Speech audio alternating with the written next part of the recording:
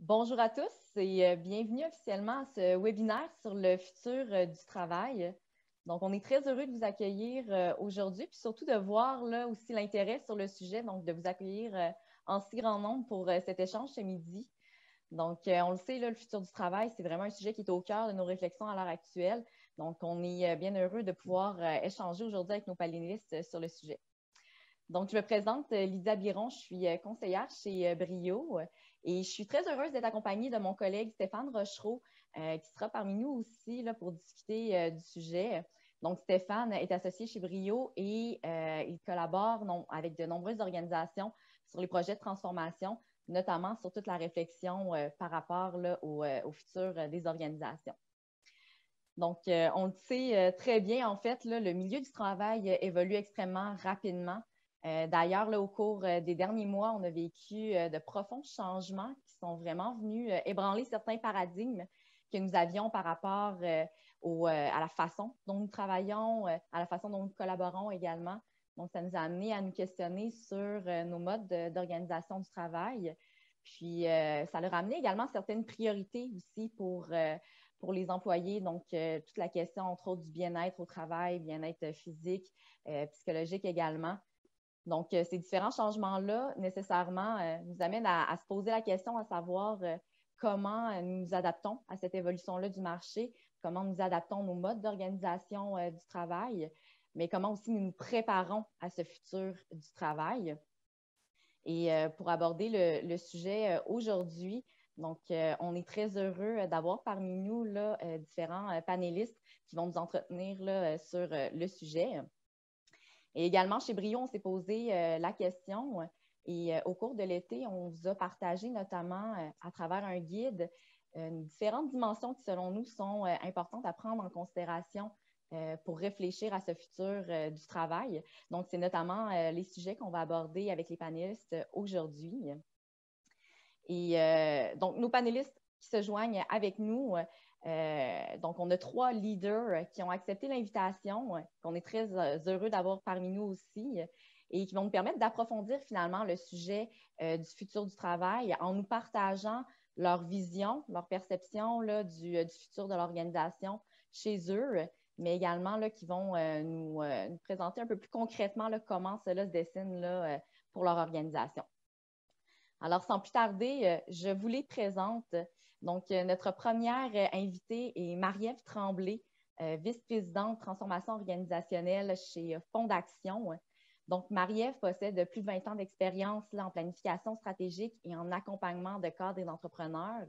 Donc, elle a accompagné plus d'une 50aine d'entreprises au cours des 6 dernières années à titre de directrice, notamment pour une firme en conseil en développement organisationnel et développement durable. Puis, elle est également là, membre du conseil d'administration du Théâtre Espace Libre, de la Caisse des Jardins, du Quartier latin de Montréal et du mouvement des Jardins. Également, nous avons avec nous Martin Robert, qui est vice-président exécutif, leader talent, culture et communication chez Beneva, donc regroupement entre SSQ Assurance et la Capitale. Donc, Martin compte une dizaine d'années d'expérience chez SSQ Assurance, où il était vice-président talent, culture et communication. Puis, il est titulaire d'un baccalauréat en relations industrielles et membre de l'Ordre des conseillers en ressources humaines agréées. Puis, il cumule près d'une 20aine d'années d'expérience en gestion des ressources humaines, relations de travail. Puis, il s'intéresse plus particulièrement là, à tout ce qui touche l'évolution culturelle, les enjeux humains, l'équilibre de vie-travail, vie personnelle et les saines habitudes de vie. Et finalement, nous avons aussi avec nous Lunia Manson, donc, qui est directrice en chef gestion du changement organisationnel chez Investissement PSP. Donc, Lunia possède une 20aine d'années d'expérience en ressources humaines. Puis au tout début, là, elle était davantage orientée sur l'administration des affaires dans le secteur de la mode. Et elle a débuté en ressources humaines à titre de consultante, puis s'est jointe par la suite là, dans le secteur manufacturier à Bombardier Aéronautique, où elle a occupé différents postes là, de leadership. Puis plus récemment, elle s'est jointe là, en 2018 à PSP, où elle a travaillé notamment à mettre en place là, les fondations de l'acquisition de talents, puis de fil en aiguille, là, travailler sur différents projets qui touchaient davantage l'expérience employée. Donc, Merci beaucoup à tous de vous être joints à nous. On est très heureux de vous avoir là, sur ce panel de discussion. Puis, on a très hâte d'échanger avec vous dans quelques instants. Pour les participants qui sont en ligne, sachez que si vous avez des questions pour nos panélistes, n'hésitez pas à les écrire dans le chat. Nous prendrons quelques instants là, à la fin de notre discussion pour y revenir. Donc, pour lancer les échanges, sans plus attendre, tout à l'heure, je parlais du guide. Donc, j'inviterai Stéphane peut-être à nous dire quelques mots sur le guide et les différentes dimensions. Tout à fait. Merci Lydia pour cette belle introduction. Merci à nos 3 panélistes, encore une fois, de votre présence et bonjour à tous. Avant de commencer, avant de laisser la parole à nos 3 panélistes, que j'ai bien hâte d'échanger avec eux, une mise en contexte s'impose, juste pour qu'on soit tous au même niveau dans les discussions que nous allons avoir. La première chose, c'est le futur du travail. De quoi on parle quand on parle du futur du travail? Ce qu'il faut garder en tête, c'est que le futur du travail, dans les discussions que nous allons avoir, c'est bien plus large que juste le télétravail. Et puis c'est un peu l'expression à la mode aujourd'hui pour désigner plusieurs affaires. Nous, ce qu'on a choisi, c'est de l'illustrer à travers 6 dimensions.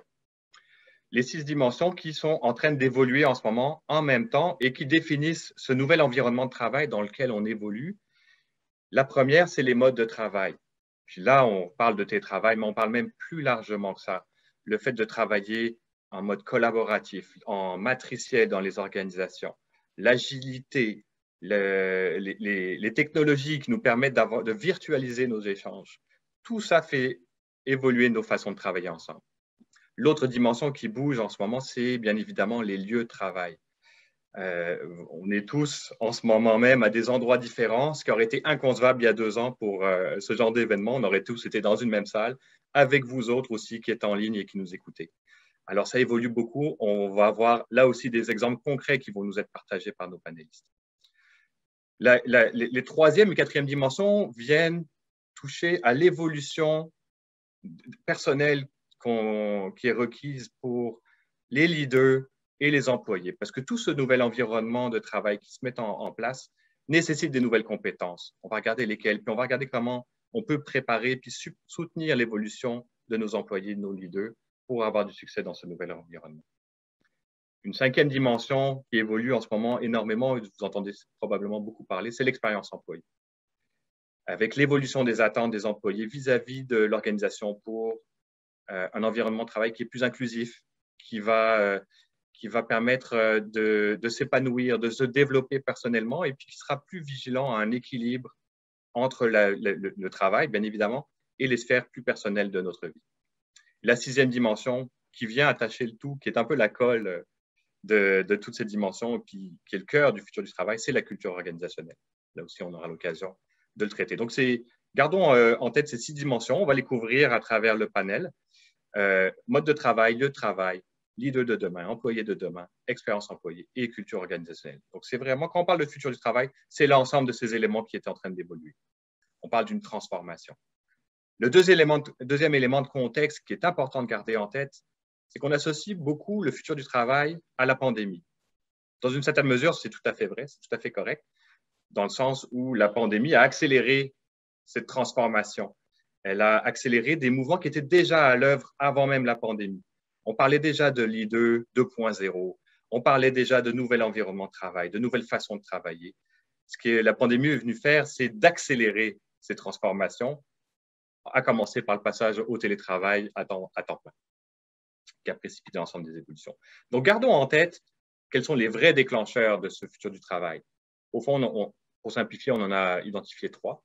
Le premier, c'est ce qu'on appelle la transformation numérique, ou tout simplement l'intégration de plus en plus forte des technologies dans nos organisations, dans nos façons de travailler. Les conférences virtuelles, et on parle également d'intelligence artificielle, de robotisation, et toutes les opportunités incroyables que nous offrent les nouvelles technologies aujourd'hui. La deuxième tendance, j'en suis convaincu, tous impactés par ça, c'est la rareté des talents, qui aujourd'hui concerne à peu près tous les secteurs ou presque du monde du travail. Et surtout l'évolution des attentes des employés qui vient avec. Le niveau d'attente, le niveau d'exigence des employés qui change et qui met une pression croissante sur les entreprises pour se transformer. Puis la troisième est ce qu'on appelle c'est une aspiration pour des nouvelles façons de travailler, des façons de travailler différentes. Beaucoup de termes que ça couvre. On parle beaucoup d'entreprises responsables, d'entreprises progressistes, de structures aplanies, d'équipes semi-autonomes. Donc, toutes des nouvelles façons de travailler qui sont un grand changement par rapport aux habitudes que nous avions dans les dernières années. Donc, gardons en tête ces 3 tendances. Et maintenant, vient le temps je suis convaincu, celui que vous attendez, de passer la main avec nos 3 invités. Merci encore pour votre présence aujourd'hui. Merci Stéphane. Donc, pour lancer les échanges, en fait, vous travaillez tous à différents niveaux là, sur le sujet du futur de l'organisation. Donc, j'aimerais dans un premier temps vous entendre sur comment ces tendances-là concrètement ont affecté vos organisations, puis aussi comment ça vous a permis de faire évoluer vos modes de travail. Donc, je lancerai peut-être l'échange avec Marie-Ève, si tu veux débuter. Avec plaisir. Bien, ça me fait plaisir d'être avec vous aujourd'hui. Merci de cette belle invitation.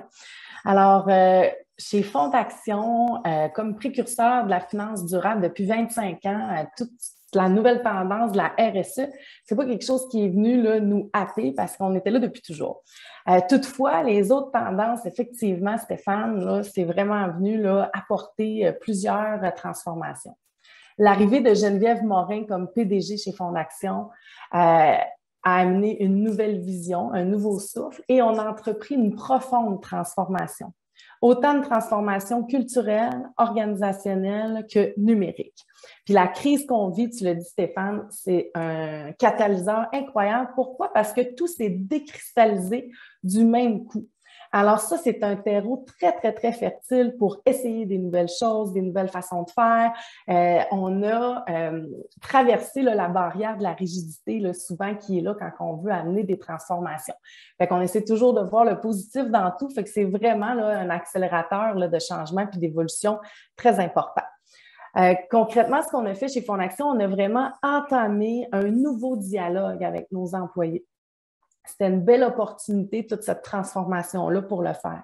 Chez Fonds d'Action, on croit beaucoup aux démarches qui sont hautement participatives. On parle de co-création, de co-gestion, de co-construction.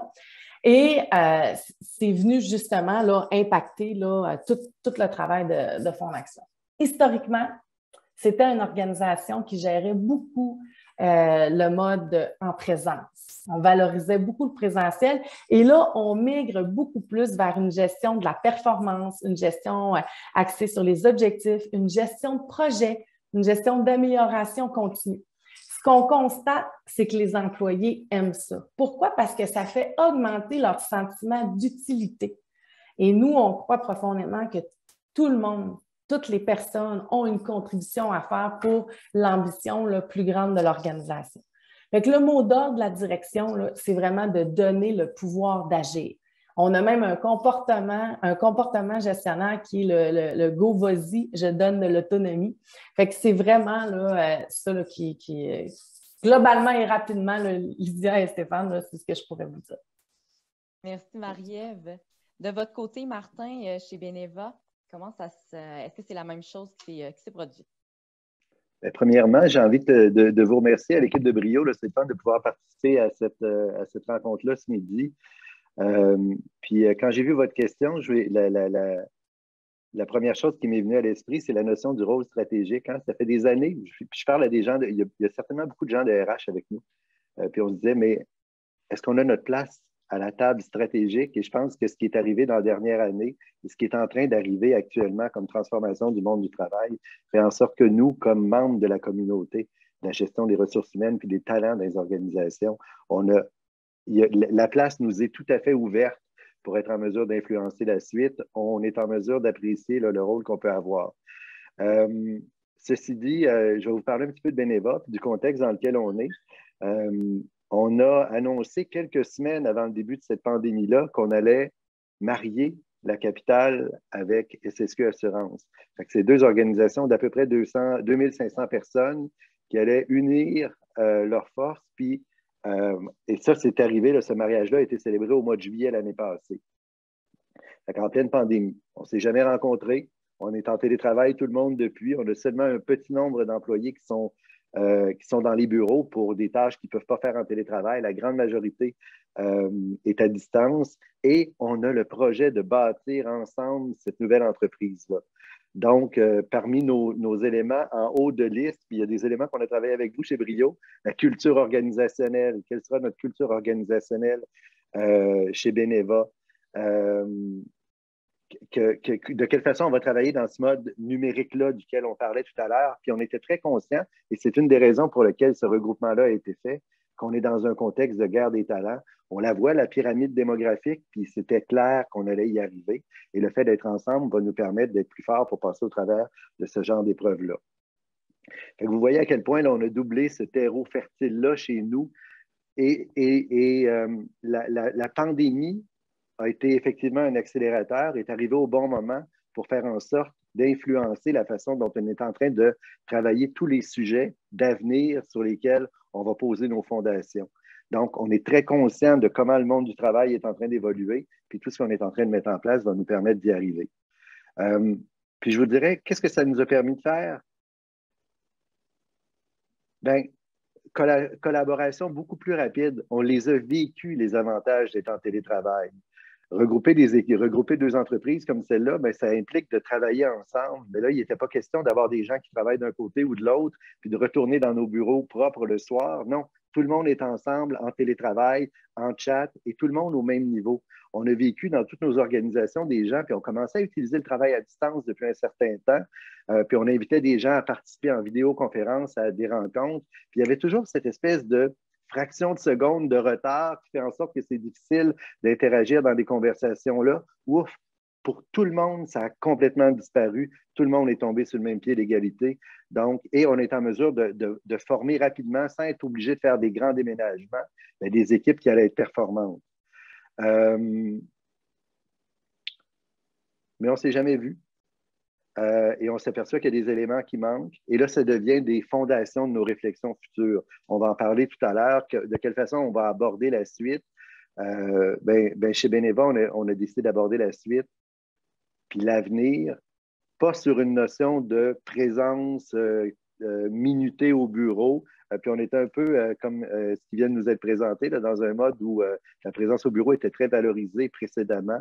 Là, on est en train de se questionner, pas sur quand il faut être présent, mais pourquoi il faut être présent, puis de bâtir tout l'écosystème du travail du futur autour de ça. Et on a les mêmes préoccupations que tout le monde. Comment on va faire pour améliorer, maintenir une expérience employée, faire en sorte que nos employés ne se sentent pas comme des mercenaires à l'intérieur de l'organisation. Ben, je suis en télétravail, je travaille à partir de chez moi, fait que mon métier, je peux l'exercer chez Beneva ou dans une autre organisation. Ça ne change pas grand-chose. Ça fait partie de nos préoccupations. Sentiment d'appartenance. On est en train de travailler l'ensemble de ces éléments-là. On est en train de bâtir. On est chanceux de pouvoir bâtir cette nouvelle organisation-là maintenant. Merci beaucoup, Martin. Lydia, si je peux me permettre, je vois qu'il y a une question très intéressante qui a été posée dans le chat. Ce que je propose, c'est qu'on la garde de côté pour quand on va couvrir l'évolution des leaders. Parce que ça sera bon dans le sujet. Tout à fait. Peut-être pour conclure, Linnea, de ton côté chez PSP, comment ça se passe? Absolument. Alors, d'abord, je vais définitivement faire l'écho de Marie-Ève et de Martin pour vous remercier de l'opportunité. Donc, c'est un plaisir et un honneur d'être là pour partager un petit peu plus ce qu'on fait chez Investissement PSP. Et je vous dirais que la question sur l'évolution, pour moi, c'est un aspect à la fois qui est philosophique puis très concret. C'est philosophique parce qu'on parle de culture, puis c'est très concret parce qu'on a dû mettre en place les mécanismes, en fait, de travail. L'industrie de la finance, un peu comme ce qu'a expliqué aussi pour les assurances à Martin ou Marie-Ève du côté de Fondation, c'est une culture qui est plus traditionnaliste. Ça repose clairement, ou ça reposait clairement sur le présentiel de nos employés. C'est aussi une industrie où les relations comptent énormément dans les ententes d'investissement. Alors, la pandémie, ce que ça a fait, c'est que ça nous a forcé de repenser cette façon de travailler, mais de façon radicale. Et puis, c'est vraiment là qu'on parle de mode hybride et qu'on parle de mécanisme. Je dirais que ce qui a été assez fascinant avec PSP, c'est la vélocité avec laquelle tout ça s'est fait. On a appris à parler de gestion à distance, à tenir des conversations devant une caméra, que ce soit une conversation de performance, de construction d'équipe, tout simplement d'apprendre à connecter autrement qu'en se croisant d'une manière complètement inattendue dans un ascenseur ou à notre petit café au 12e étage. Donc, différentes manières de faire. La technologie, on l'a un petit peu abordée. Bien sûr qu'on était déjà rentré dans l'ère numérique, mais il y avait certaines étapes qui étaient encore à des balbutiements. Aujourd'hui, tout se fait par partage de fichiers. On a des messageries à laquelle plusieurs utilisateurs peuvent se joindre. On a repensé les fameux flip charts collés au mur avec des tableaux blancs électroniques, des murales. Dans les processus aussi, beaucoup même ressources humaines, on en a repensé les choses. Et puis, je dirais que l'exemple qui me vient le plus flagrant, c'est la manière d'attirer les candidats dans un marché où ils ont le choix. Aujourd'hui, la compétition, elle n'est plus seulement financière, elle est en termes de carrière, bien sûr, mais elle est d'autant plus depuis la pandémie dans tout ce que l'entreprise peut offrir pour tout ce qui est bien-être, pour tout ce qui est équilibre des employés. Alors, on va parler d'assurance sur mesure, on va parler de donner accès à de la psychologie en ligne, mais tous ces éléments-là sont un élément majeur dans l'évolution puis qui nous amène justement vers le futur du travail, incluant aussi le fait qu'il n'y ait pas de nouveau, on en a un petit peu parlé tout à l'heure, les employés et tout le monde avait besoin de se retrouver dans les démarches que les entreprises prennent dans la communauté ou les grands débats, que ce soit l'économie durable ou d'autres causes. Puis je dirais que finalement, quand je regarde vraiment tout ça, puis Stéphane qui disait qu'il y avait effectivement une question déjà par rapport aux compétences de leadership, je dirais qu'on commençait à parler d'empathie avant la pandémie. Aujourd'hui, ça fait partie intégrante pour moi pour le futur du travail. Merci, Lumia. Donc, je trouve ça super intéressant, un des points que vous ameniez tous à travers vos propos. On réalise vraiment qu'il y a une évolution aussi des besoins puis un peu des attentes des employés. Donc, on parlait un peu de flexibilité, de bien-être aussi. Donc, dans ce contexte-là, qu'est-ce que vous faites en fait pour vous assurer de répondre aux attentes et aux besoins évolutifs des employés, particulièrement dans ce contexte de pénurie de main-d'œuvre? Je pense que ça fait aussi écho là, à la question qu'on a ici de Jean Falardeau. Là. Donc, pour assurer aussi de maintenir finalement le sentiment d'appartenance des employés. Donc, Lumia, si je te laisserais débuter sur cette question. Hein. Oui, avec plaisir. Clélia, c'est vrai que ce que je vois, c'est qu'au cours des dernières années, le grand débat, il était davantage générationnel. On parlait beaucoup des milléniaux qui ont demandé aux entreprises de s'adapter dans leur offre. On parlait des opportunités de carrière, on parlait de l'offre d'un environnement de travail. On pouvait aussi maintenant bâtir des relations sur le lieu de travail. La pénurie, elle était planifiée avant. Moi, je viens d'un milieu d'ingénierie où on parlait effectivement de pénurie déjà en 2021-2022. La pandémie, on l'a dit tout à l'heure, ça n'a fait qu'accélérer ce mouvement-là. La nuance, c'est qu'on a un mot maintenant sur la bouche de tous les employés qui est la flexibilité. Puis cette flexibilité, elle doit être associée à une culture à laquelle ils veulent s'identifier et dont ils veulent être fiers. La flexibilité, on peut l'avoir de plein de façons différentes. Ça peut aller de l'horaire, la possibilité d'être évalué uniquement sur les résultats. On ne parle plus du temps passé maintenant pour livrer sur le lieu de travail. Le lieu de travail lui-même, ce n'est plus un endroit de travail. Ça peut être la maison, ça peut être un café, ça peut être le chalet. Ça peut être complètement différent. Ça touche les avantages sociaux aussi. On offre des avantages aujourd'hui qui sont à la carte, avec de plus en plus de focus sur le bien-être, avec des comptes spéciaux qui prennent en charge des dépenses qui n'étaient pas traditionnellement remboursées par les assurances dans le passé. La carrière, toujours aussi fondamentale, elle l'est d'autant plus. Et on a d'ailleurs repensé à GPSP même la façon de permettre aux employés de développer de nouvelles compétences, d'avoir davantage de mobilité interne. On a même ouvert la possibilité d'avoir des postes avec nos partenaires externes d'investissement, justement pour offrir encore un autre élément au niveau carrière. La formation prenait déjà beaucoup de place avant, elle est d'autant plus présente. Tous les trimestres, on repense notre offre de formation. C'est basé sur les besoins qu'on entend de nos employés. On travaille beaucoup avec nos partenaires d'affaires, évidemment, en ressources humaines, pour comprendre ces besoins et être certain de s'adapter au contexte. On parle beaucoup de compétences relationnelles, on n'est plus uniquement dans l'amélioration des compétences techniques. Les bureaux ont été repensés, l'ergonomie, on veut faciliter la collaboration avec des aires dédiées. Ça peut aussi être des aires où les employés peuvent s'isoler dans une zone zen. Puis je terminerai sur le fait de dire que nos actions aussi comme entreprise sont devenues le reflet de la culture. On a des groupes d'affinité pour l'équité, diversité et inclusion qui sont extrêmement actifs et d'autant plus depuis un an avec les différentes crises qui ont secoué le monde bien au-delà de la pandémie. Et ce qu'on entend beaucoup aussi de nos employés, et c'est ce qui est fondamental, c'est de passer de la parole aux actes aujourd'hui. C'est comment intégrer la diversité, que ce soit dans nos pratiques de recrutement, dans le système de promotion, comment reconnaître nos biais inconscients. Alors, je dirais que tous ces éléments sont pour nous complètement au cœur de la façon de répondre aux attentes de nos employés. Je pense que tu as dit quelque chose aussi important, Ludmila, c'est que ce n'est pas une affaire de génération X, Y, millénial, Z, etc. C'est vraiment une époque qui détermine que on a des attentes différentes maintenant vis-à-vis de notre travail, de la part que ça prend dans nos vies. C'est pas vrai parce que je ne suis pas millénial que je n'ai pas envie d'avoir une qualité de vie. Et alors, on regarde, mais par contre, il y a une diversification des besoins qu'on n'avait pas avant, en fait, je pense, qui vient ajouter de la complexité. On a des groupes de personnes selon où ils en sont dans leur vie, qui ont des attentes différentes, qui vont être évolutives, mais j'aime bien comment tu l'as positionné sur le fait que c'est au-delà de génération, et puis le maître mot flexibilité qui revient à toutes les sources, effectivement. Merci, Ludmila. Marie-Ève, est-ce que tu voudrais poursuivre? Mais oui, mais d'abord, je vous dis, c'est une excellente réponse. J'adhère absolument à 100% de tout ce que Linda nous a partagé. On a instauré nous-mêmes. Alors, je ne répéterai pas ces bonnes pratiques-là, mais oui, tout à fait.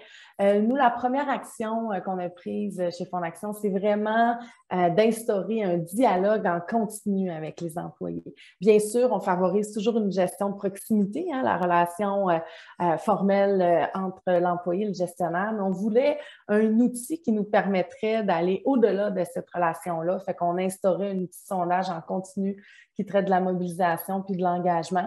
Fait que ça permet un nouveau dialogue sous l'anonymat. Fait que, tu sais, on en a parlé tantôt, tu sais, parfois l'anonymat versus l'authenticité, bien, ça nous amène un autre angle qui est peut-être un angle mort. Fait que ça nous permet d'aller capter les besoins. Et avec ça, il a fallu former nos gestionnaires, pas juste à donner du feedback, mais à recevoir le feedback. Ça, c'est tout un art également. Fait que je pense que c'est important quand on crée ce dialogue-là, d'outiller nos gestionnaires là, qui sont souvent là. Autre chose chez Fonds d'Action qui nous distingue, c'est vraiment on a toujours des démarches qui sont hautement participatives. Par exemple, lors du dernier exercice de planification stratégique, on l'a fait avec la collaboration de l'ensemble des employés. 100% de nos employés ont eu une et plusieurs occasions de venir contribuer concrètement à l'établissement de l'ambition Fonds d'Action.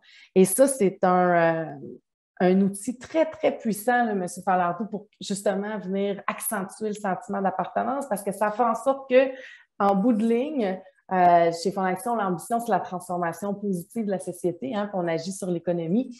Ça fait en sorte que c'est hautement partagé par toutes les personnes à l'intérieur de l'organisation. Et cette adéquation-là entre mes valeurs personnelles et celles de mon organisation, quand c'est là, c'est quelque chose de très, très, très puissant qui nous aide à attirer des gens, mais qui nous aide à les retenir aussi là, dans l'organisation. Et moi aussi, je dois le répéter, la flexibilité. La flexibilité, c'est quelque chose de fort intéressant, de fort pertinent. On le sait, les besoins sont multiples. Le jeune jeune professionnel qui vit seul dans un 3,5 a besoin d'activités sociales de nos bureaux beaucoup plus que la jeune famille avec les enfants à la maison. Fait que, tu sais, c'est des réalités complètement différentes.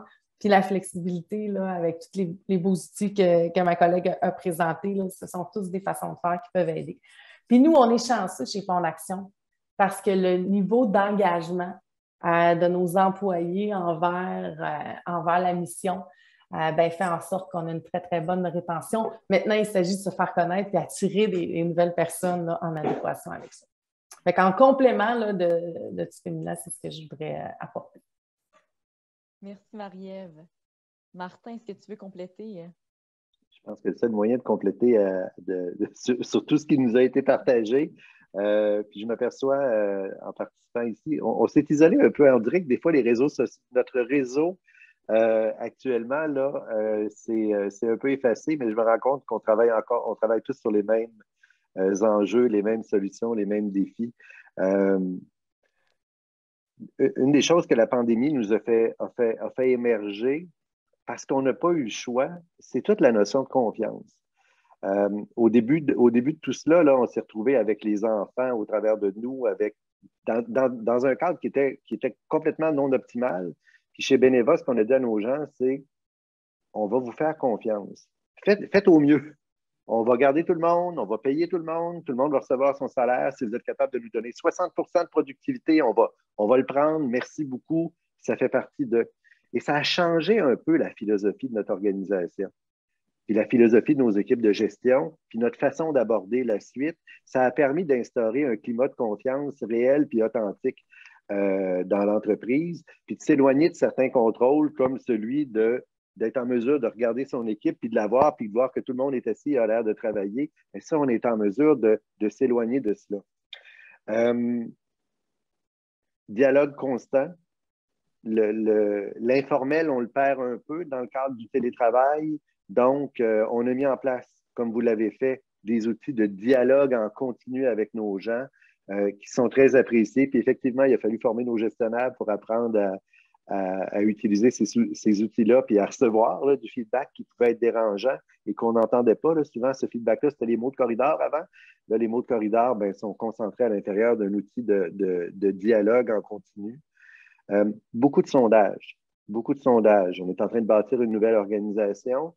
Ça faisait partie du plan de match, mais ça s'est accéléré. Au-delà de ces sondages de mobilisation ou d'engagement en continu, où on va prendre la température de nos équipes pour savoir comment ça va, on se questionne sur qu'est-ce qu'on est en train de bâtir, sur la culture qu'on souhaite voir émerger dans notre organisation. Puis, pour faire du pouce sur la confiance dont je vous parlais tout à l'heure, l'élément de la bienveillance est apparu pour la grande majorité de nos employés comme un élément qui devait se retrouver dans notre culture organisationnelle.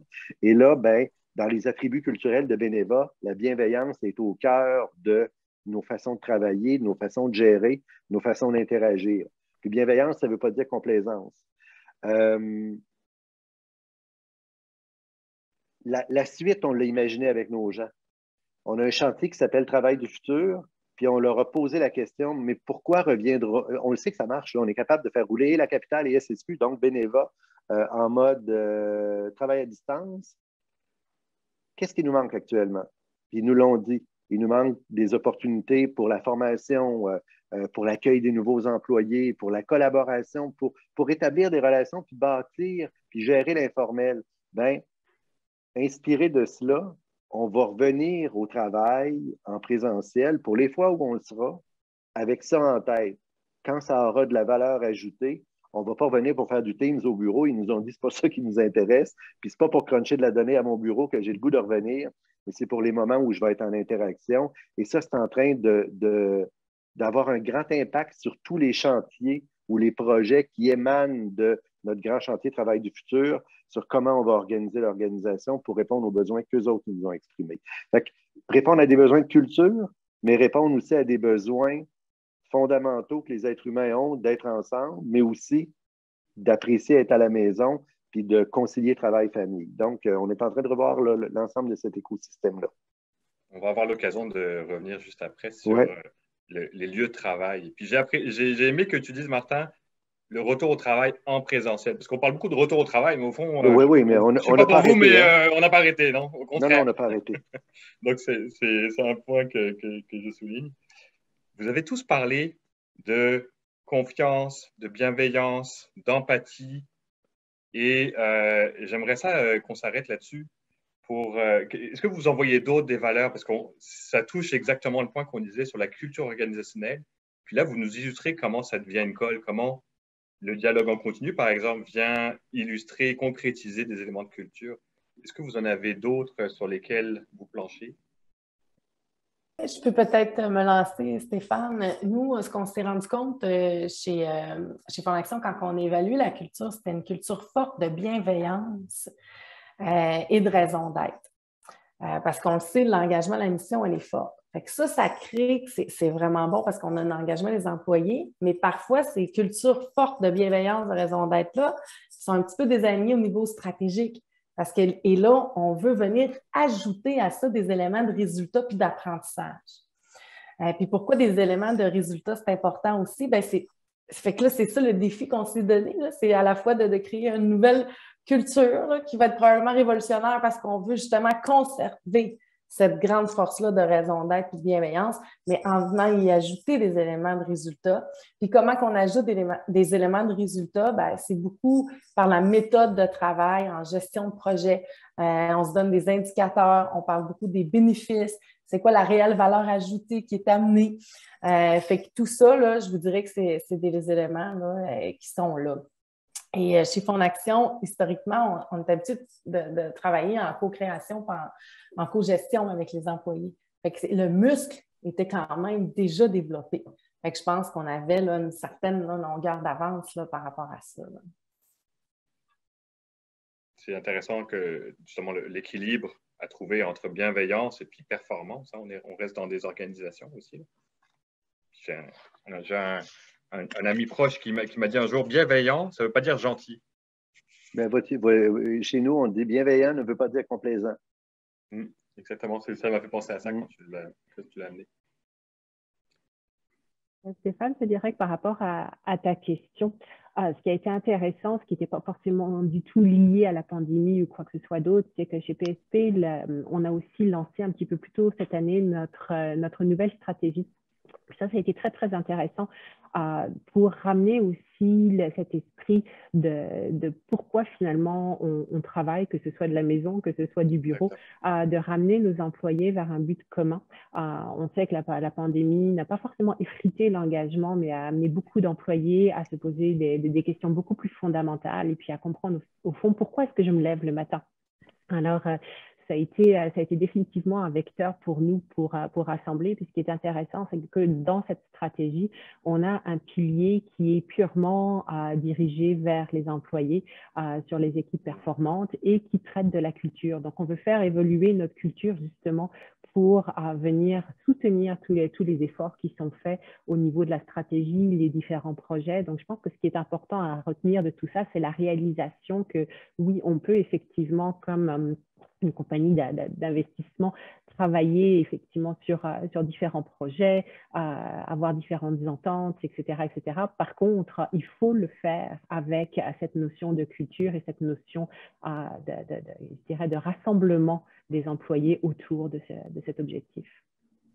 Et ce qui est intéressant, c'est que tu l'as mentionné tout à l'heure, Martin, sur le positionnement de la fonction RH. Toi, tu dis autour de la table, moi je pense que même pendant la pandémie, vous avez été sur la table à coordonner beaucoup de choses. et je trouve ça intéressant. Et ce qui est intéressant aussi de ce qui se passe en ce moment, c'est que ces sujets-là sur lesquels la plupart des fonctions RH, je suis convaincu que vous étiez déjà en action, vous travailliez déjà sur ces sujets, c'est que ce sont devenus des sujets d'entreprise. Ce ne sont plus des projets RH, c'est des projets d'entreprise. Je pense qu'il n'y a pas une seule planification stratégique récemment que j'ai vu passer où il n'y avait pas un pilier. Après, chacun a ses formulations et puis sa twist particulière, mais un pilier en lien avec la mobilisation des employés, la culture, l'expérience employée. Alors, je trouve ça vraiment intéressant. On est dans une nouvelle ère. C'est une bonne nouvelle. Tout à fait. Puis ce que je trouve bien aussi, c'est qu'on parle beaucoup justement de rassemblement, comment la culture aussi se vit. Puis ça, on le sait très bien en étant présent. Donc, toutes les interactions aussi informelles qu'on allait chercher, entre autres en présentiel, on le ressent quand même avec la réalité actuelle à distance. C'est peut-être des éléments qu'on voit qui manquent beaucoup aux employés. Donc, de votre côté, qu'est-ce que vous mettez en place, en fait, pour inciter vos employés peut-être à revenir là, sur vos différents lieux de travail? Donc, j'aimerais ça vous entendre à ce sujet-là. Peut-être, Martin, tu veux débuter? Oui, OK, ça va me faire plaisir. Comme je disais tout à l'heure, il y a la notion du pourquoi. Est-ce qu'on va revenir au bureau pour faire du Teams avec du monde qui sont à la maison? Est-ce qu'on va revenir au bureau pour travailler, faire des choses qu'on est capable de faire quand on est tout seul? La réponse est assurément non. Nos employés nous ont dit que ça ne nous intéresse pas de faire ça. Alors là, on a fait l'inventaire avec eux des raisons pour lesquelles il fallait être ensemble, puis des éléments pour lesquels il y avait une valeur ajoutée. C'est toujours dans le relationnel, là. Accueillir un nouveau, former. Puis pas toute la formation, mais certaines formations qui sont plus comportementales. On a identifié que c'était des éléments qui étaient importants.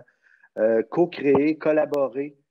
se donner l'opportunité puis de l'espace pour régler des situations que c'est difficile de régler en Teams parce que ça impliquerait qu'à la fin de la rencontre, tu sais, on ne peut pas croiser un collègue à l'ascenseur puis lui dire « Hey, tout à l'heure, le commentaire que tu m'as fait, j'aimerais ça juste avoir une précision ou m'assurer de bien le comprendre. » Ben, on ne peut pas faire ça en Teams parce que ça implique d'organiser une rencontre formelle puis ça formalise des situations qui n'ont pas besoin.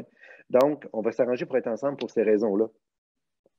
Fait que ça, c'est le premier élément de la promesse. Fait que ça implique quoi? Bien, ça implique de revoir assurément nos aménagements pour qu'ils permettent ces rencontres-là, puis qu'ils soient encore plus favorables à ces rencontres d'équipes-là. D'équipes de 2, de 4, de 6, de 8, de 50, mais au moins d'être ensemble pour pouvoir partager. Puis pour ça, ben là, ça implique de la dépersonnalisation de l'espace de travail, ça implique de revoir. Fait qu'on n'aura pas tout ça là, pour nous, le retour au travail. J'aime bien le clin d'œil, effectivement. On dit le retour au travail alors que c'est le retour au bureau en mode hybride est annoncé là, pour à partir du début de l'année prochaine, si tout va bien du côté de cette pandémie-là là, qui a l'air affaiblir dans nos environnements. Ce retour au travail-là va être vraiment, ce ne sera peut-être pas optimal, puis on n'aura peut-être pas les lieux de travail qu'on souhaite avoir, mais enfin, on va pouvoir se voir, puis on va se garder du temps pour quand on va être ensemble, pour pouvoir faire les éléments qui ont de la valeur ajoutée. Puis l'autre chose que j'ai le goût de te dire, c'est à moyen long terme, il y a à revenir ensemble, ces lieux de travail, mais il y a aussi la notion de demeurer dans notre organisation, puis d'avoir le goût de s'investir chez Beneva. Puis je pense qu'on se pose tous la question, comment on fait pour retenir nos gens? Puis il y a quelque chose qu'on entend de nos employés énormément, c'est cette espèce de, je la nommerais anxiété par rapport à la pertinence de leur talent dans un monde qui se transforme bien trop vite. La transformation numérique dans une organisation comme la nôtre, à tout le moins, il y avait quelque chose d'assez traditionnel dans le secteur de l'assurance. Puis là, ben, nos outils sont en train de se transformer. Nos clients interagissent différemment avec nous. Puis ça va avoir un gros effet sur la transformation des emplois. Alors, comment on fait? Puis je pense qu'un des éléments importants de l'expérience employée, en tout cas chez nous, ça va être ça. C'est comment on accompagne nos gens pour nous assurer, puis leur assurer que, oui, notre entreprise va demeurer pertinente et technologiquement au bon niveau pour continuer d'interagir avec sa clientèle, et comment on va faire en sorte pour que nos gens, leurs compétences ne deviennent pas désuètes dans un monde qui est en transformation. Et je pense que ça va devenir un des piliers importants de cette expérience employée-là ou de ce nouvel équilibre-là entre j'ai le goût de rester chez toi, mais en contrepartie, tu vas m'aider à demeurer, j'ai le goût de dire pertinent sur le marché du travail, c'est le premier mot qui me vient, mais à tout le moins, tu vas m'aider à faire en sorte que mes compétences vont évoluer aussi vite que le marché et la technologie évoluent. On va y revenir justement tantôt. On a une question spécifiquement là-dessus parce que tu le dis, là, c'est pas, tout évolue. Il faut que tout le monde évolue là-dedans, à tous les niveaux. Exactement. Lunia, est-ce que tu veux poursuivre? Oui, bien sûr, avec plaisir. Alors, d'abord, pour faire du pouce, effectivement, sur le retour au travail, retour au bureau, pour l'anecdote, c'est un des premiers éléments qu'avec un chapeau de gestion de changement, on a voulu changer chez PSP pour éviter justement le message envoyé à nos employés comme quoi de la maison, ils ne travaillaient pas. Donc, l'importance des mots. Alors, quand on parle de retour au bureau, je dirais qu'un élément aussi fondamental pour inciter les gens à revenir, dont on parle parfois timidement, mais ce sont aussi les règles sanitaires. Alors, c'est très court terme comme vision. Ceci étant dit, si on veut faire en sorte que le long terme soit un succès, ça va être quelque chose de fondamental. Et puis, pour PSP, c'est quelque chose qui est fondamental de garantir cet environnement qui soit sécuritaire à tous nos employés. L'autre élément, je ne répéterai pas ce que Martin vient très bien de dire et de décrire, c'est comment on donne une raison à nos employés de revenir au bureau, sachant qu'ils ont opéré à distance depuis plus de 18 mois. Alors, on en a certains qui ont apprécié l'expérience, le trafic en moins, davantage de présence pour la vie de famille. Pour d'autres, ça a été beaucoup plus difficile. Je pense que c'est Marie-Ève qui tout à l'heure mentionnait l'isolement. Un prix lourd à payer sur la santé mentale, comment je me discipline comme individu pour me mettre au travail le matin ou me déconnecter, tant d'un point de vue électronique que mental, une fois que la journée est terminée. Par contre, ce qu'on constate, c'est que nos employés aient apprécié ou non l'expérience, qu'on ait apprécié nous-mêmes l'expérience ou pas, les résultats ont prouvé quand même que ça fonctionnait. D'où l'importance de retrouver puis de redonner au bureau sa vraie raison d'être, c'est-à-dire l'échange, la connexion, contribuer à la culture, tout en se disant que le lieu de travail n'est pas juste non plus un lieu social, mais c'est un lieu où la spontanéité des connexions prend toute sa valeur. En parallèle, on a parlé de technologie. C'est une des questions aussi que nos employés ont. On est donc en train de repenser les salles de conférence, comment on équipe nos employés avec éventuellement des écouteurs, comment on peut permettre les conversations confidentielles, la gestion du bruit. Et puis, je dirais que ce qui est au cœur de la façon dont on souhaite vivement ramener nos employés au bureau, c'est le modèle hybride sur lequel PSP travaille. C'est un modèle qu'on a voulu fonder sur des principes, et puis vous allez reconnaître qu'il y a beaucoup de principes liés à l'humain là-dedans. On parle de culture, de leadership, on parle bien sûr de performance et on parle d'expérience employée. C'est un modèle qui se doit de respecter évidemment le mandat de PSP, mais qui offre aussi aux employés la fameuse flexibilité qui répond à leurs besoins. Puis Stéphane, tu l'as mentionné tout à l'heure, à leurs besoins qui peuvent être complètement divers et variés. Alors, on préconise en fait des jours qui vont être dédiés à PSP. Justement, on a environ 25 de ces journées-là dans l'année. Elles seront les mêmes pour tous les employés, puis elles devraient rassembler le monde au bureau pour profiter justement de célébrer la culture, de créer des réseaux, d'échanger au travers de l'ensemble de nos sites aussi, parce qu'on a des bureaux qui ne sont pas à Montréal. On a aussi des journées qui sont pour les groupes d'affaires, là aussi au nombre environ de 25, qui devraient permettre justement aux groupes d'affaires de se réunir, de connecter, de célébrer les réalisations de l'équipe, d'avoir certaines réunions de remue-ménage en équipe, etc., etc. Puis au-delà de ça, ce qu'on veut offrir aussi pour inciter notre monde à revenir et puis à profiter finalement de l'opportunité, de la flexibilité puis d'un modèle hybride. C'est une approche avec des jours flexibles qui est adaptée aux besoins. Alors, ça peut se dérouler au bureau, ça peut se dérouler à distance. On a certaines personnes qui nous disent déjà « Ah, moi, je travailler à la maison, ça ne fonctionne pas, je veux revenir au bureau 5 jours. » Parfait. On en a d'autres qui sont moins enthousiastes à cette idée. Alors, ça permettra effectivement aussi cette flexibilité, toujours en fonction du besoin de l'équipe, du groupe d'affaires, du poste et puis des préférences des individus. Je dirais que l'élément sur lequel je conclurai par rapport à ça, c'est un élément purement gestion de changement.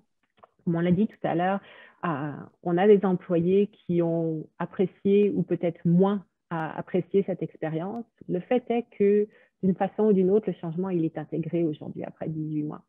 Alors, je pense que ce qui va être important pour les organisations, ça va être d'accepter que tout le monde n'est pas obligatoirement le même enthousiasme, le même rythme aussi pour accepter la transition. Puis aussi, l'élément fondamental, c'est de se dire que cette transition, on la voit beaucoup professionnelle. On revient dans un environnement de bureau. On a beaucoup notre esprit focalisé là-dessus, mais c'est aussi une transition qui est personnelle. C'est de la logistique personnelle, c'est des habitudes de vie qui vont devoir être un petit peu bouleversées à nouveau. Alors, je pense que ça va être aussi le grand défi au-delà d'inciter nos employés à revenir au bureau. Je me permets, Ludmila, tu mentionnais justement les mesures sanitaires. Oui. On a une question de Dominique Brindamour, que je salue d'ailleurs au passage, sur le vaccin obligatoire. Est-ce que c'est quelque chose sur lequel vous êtes positionné chez PSP? Puis, on posera la question à nos amis également. Absolument. Alors, ce qu'il faut comprendre, c'est que Investissement PSP est une entreprise de la couronne. Comme entreprise de la couronne, l'attente est qu'on soit un petit peu le miroir, finalement, des décisions qui se prennent au niveau fédéral. Alors, PSP s'est positionné effectivement. Et ce que l'on demande à nos employés, c'est d'être effectivement complètement vaccinés s'ils veulent accéder au bureau à partir du 30 octobre. Alors, absolument, c'est le positionnement vraiment miroir de la décision fédérale. Merci. Marie-Ève, est-ce que tu veux enchaîner? Ben oui, nous, on n'est pas de juridiction fédérale, donc c'est quand même une grande question. Notre grand avantage, comme je vous l'ai dit tantôt, on est en pleine construction, donc on n'a pas d'immeuble pour le moment. Fait qu'on a le grand privilège de tous vous regarder, essayer des choses. On va pouvoir s'inspirer des meilleurs. Ce que je veux dire, toutefois, c'est qu'on a entamé une profonde consultation auprès de nos employés pour voir de quelle façon ils veulent que les nouveaux espaces soient rendus vivants, de quelle nature. Puis on parle beaucoup de flexibilité, mais il va falloir aussi parler de la flexibilité dans le temps et de l'évolution. Parce qu'on a quand même loué des espaces pour créer un laboratoire pour que les employés commencent à se réhabituer à sortir de chez eux. Le temps de déplacement, on ne le calcule plus. À l'heure actuelle, la majorité des rencontres de travail sont axées sur la tâche. Mais là, quand on revient un peu en présentiel, on se rend compte de toute la puissance de l'informel, de tout ce que ça crée. Mais ça, là, c'est pas géré au quart de tour, puis le comment ça va, puis le ci, puis le ça. On le fait moins en présentiel. Fait que c'est un beau laboratoire pour permettre justement à nos employés d'aller retester ça, d'aller retester dans les nouveaux locaux, de dire, bien, moi, c'est une journée, 2 journées, 3 journées, je viens des jours collés, je viens pas des jours collés. Fait qu'on veut cette flexibilité-là. Puis moi, je pense que le futur du travail, la flexibilité va être importante, mais même une flexibilité pour moi. Mes besoins vont aussi évoluer dans le temps.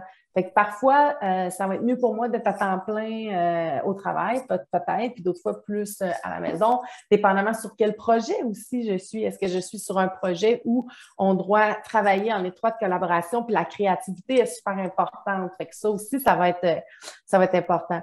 Puis j'en profiterai, Lydia, pour... je vois dans le chat, là, il y a certains éléments, puis revenir par rapport à l'élément culturel. On demandait là, comment vous avez fait ça chez vous, là, d'analyser le diagnostic. Nous, on s'est inspiré d'un peu ce que HBR là, fait et c'est là qu'on a diagnostiqué notre culture. Quand on dit comment on a voulu ajouter des choses, bon, c'est l'idée, on veut passer du mode présentiel à un mode qui est plus axé performance et résultats. Donc, il fallait amener un élément de performance. Mais la performance, c'est essoufflant.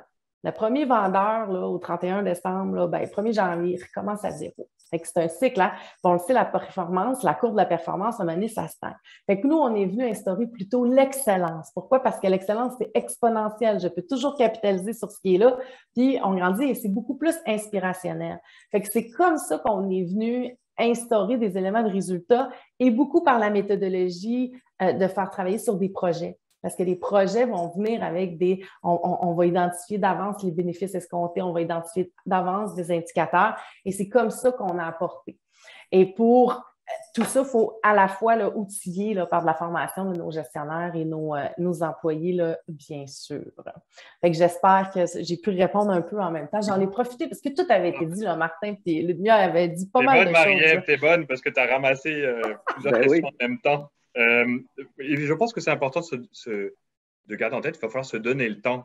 Parce que là, on prend plein d'hypothèses sur comment ça va se passer, le retour au bureau. Effectivement. Mais n'oublions pas que nous, quand on est tous passés au télétravail, ça nous a pris quand même une couple de mois avant d'être à peu près efficace. Là-dessus, Stéphane, là, moi je j'aimerais t'entendre. Le discours qu'on donne à nos 5000, c'est on entre en projet pilote pour 3 ans. Ah oui, hein? On va, parce que c'est certain qu'on va apprendre. On a appris des choses depuis 1 an et demi, puis on en apprend tous les jours. Là. On va continuer d'en apprendre. Juste pour fermer sur votre dernière question, là. Quand je parle à l'équipe qui s'occupe de notre chantier Travail du futur, ce que j'essaie de leur dire, c'est essayez de vous organiser pour que cette journée-là, ou ces journées-là où les gens vont venir au bureau, si je vous donnais une vision, là, essayez de faire en sorte que les gens aient le goût de s'acheter du linge neuf, de passer chez la coiffeuse, puis de se dire j'ai hâte, demain, je m'en vais au bureau. Fait qu'il faut qu'il y ait quelque chose d'intéressant qui va se passer cette journée-là. Faut pas que ça soit monotone ou dans la continuité. Faut qu'il y ait quelque chose, ça n'a pas besoin d'être compliqué, mais il faut qu'il y ait quelque chose qui va être différent. Puis ça fait partie des questions qu'on se pose. J'ai le goût de répondre à la question sur la culture puis sur la vaccination, mais tu m'arrêtes si... Non, vas-y. Culture, là, la façon dont... Puis sans aller dans le détail des outils qu'on a utilisés, on le fait par sondage auprès et des employés et de la direction, puis on a fait ça en parallèle. Et parmi les choses qu'on a essayé qu'on a trouvées, c'est mais qui sommes-nous aujourd'hui d'un point de vue culturel? Qu'est-ce qui est important chez nous? Qu'est-ce qui est valorisé? Puis qu'est-ce qui est dévalorisé? Mhm. Ça, on a posé la question. Puis après, on a reposé la même question. Dans 10 ans, qu'est-ce qui va être important? Puis qu'est-ce qui va être valorisé et dévalorisé? Puis on a fait la même chose avec la direction. Et ça nous a permis de voir le genre de comportement qu'il faudrait adopter, puis de quelle façon il faut transformer. Après ça, là, c'est facile. À tout le moins, on a des pistes là, de ce qu'on faisait qu'il faut laisser, ce qu'on devrait faire qu'on ne faisait pas. Puis on peut articuler pas mal l'écosystème de gestion des talents autour de cela, parce que c'est ce qui va faire la promotion. Puis quand je parle d'écosystème de gestion des talents, j'inclus la gestion de la performance, etc. Donc, tout notre écosystème RH qui vient garantir l'apparition de comportements qui sont des comportements cibles. C'est un peu, en quelques mots, la façon dont je répondrai à la première. Puis à la deuxième, je vais vous donner un aperçu de ce qu'on est en train de faire actuellement. Nous, on est une entreprise à charte, pas à charte, mais de juridiction provinciale. Donc, on n'a pas les mêmes enjeux que chez PSP. On a réduit au minimum la liste de ceux que nous appelons les essentiels. C'est le mot valorisant qu'on a trouvé, mais c'est les essentiels. Ceux qu'il faut absolument qu'ils aillent au bureau, sinon la compagnie ne fonctionne pas. Ceux qui ouvrent votre courrier, ceux qui vous envoient, qui impriment des chèques pour nos clients, etc. On a un petit groupe d'employés qui représente à peu près probablement un peu moins de 10 de notre main-d'œuvre qui doit aller au bureau. Mais ceux-là, on leur dit, vous êtes obligés d'aller au bureau.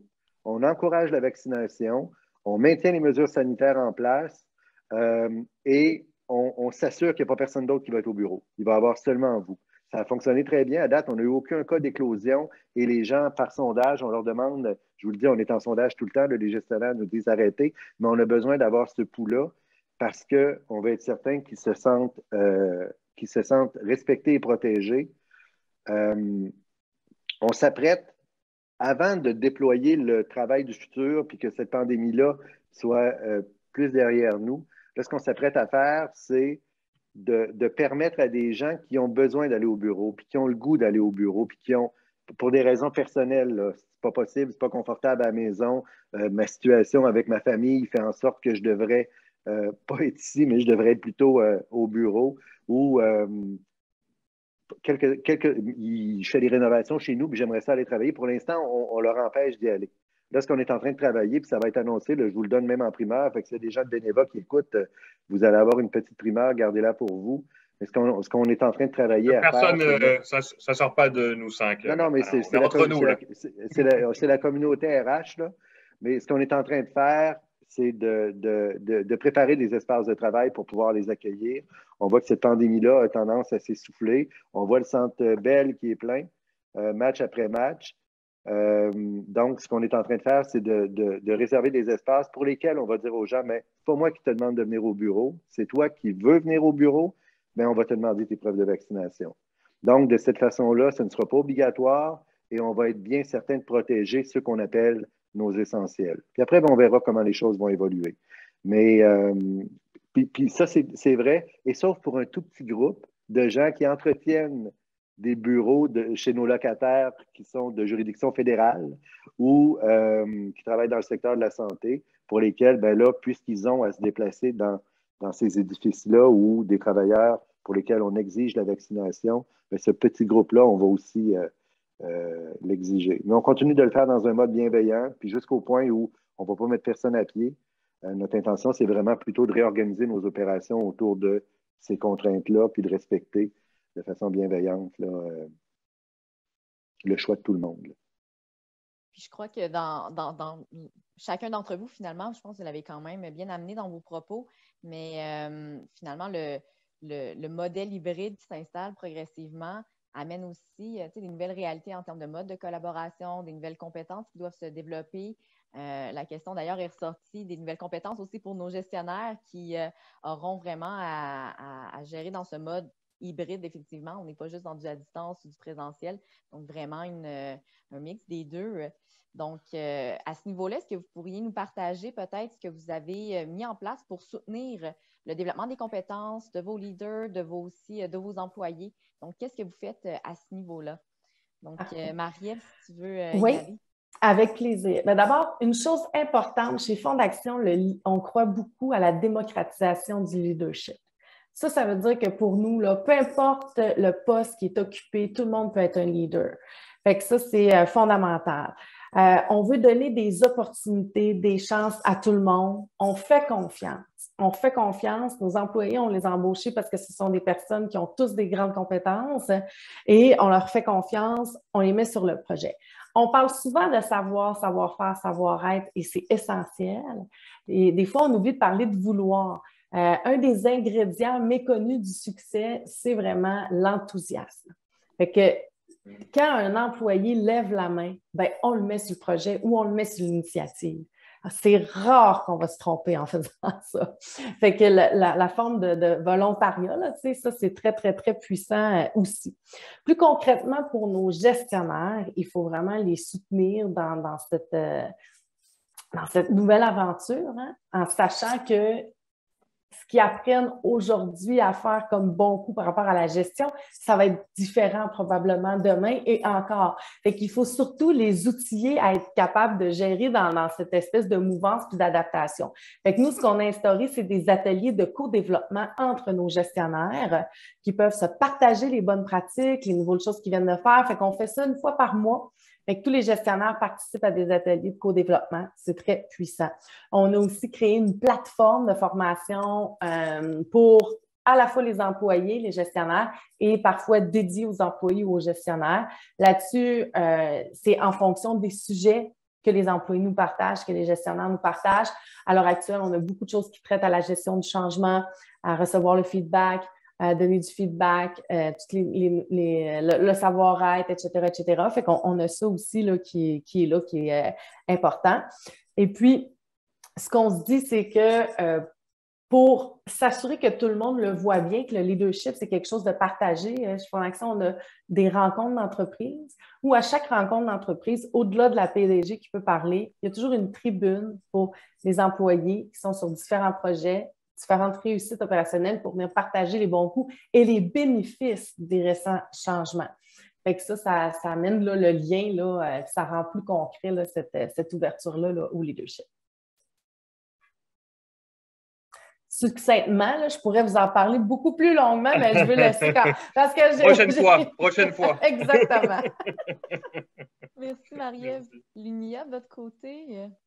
Oui, absolument. Puis je partage l'enthousiasme de Marie-Ève parce qu'effectivement, c'est assez passionnant parce que finalement, on est en train d'insérer des compétences et puis des notions qu'on n'osait pas il y a quelques années encore en arrière ou qu'on essayait de pousser puis on cherchait à savoir comment. Puis justement, ce changement, je dirais qu'il s'amorçait déjà dans les attentes des employés et puis du coup, dans les comportements attendus des gestionnaires. Puis on l'a mentionné tout à l'heure, la pandémie a accéléré plein de choses et puis ça, c'est finalement des choses que personnellement, je vois comme relativement positives. Clairement, on est passé de la fameuse guerre des talents à une pénurie de main-d'œuvre. La nuance est fine, mais elle est là. Et surtout, ça a donné une forme de pouvoir de négociation au marché du travail pour établir en fait un équilibre. La chance qu'on a chez PSP, c'est qu'effectivement, tout ce qui est formation, accompagnement était déjà quelque chose sur lequel on travaillait énormément. Alors, on a profité de cette force-là.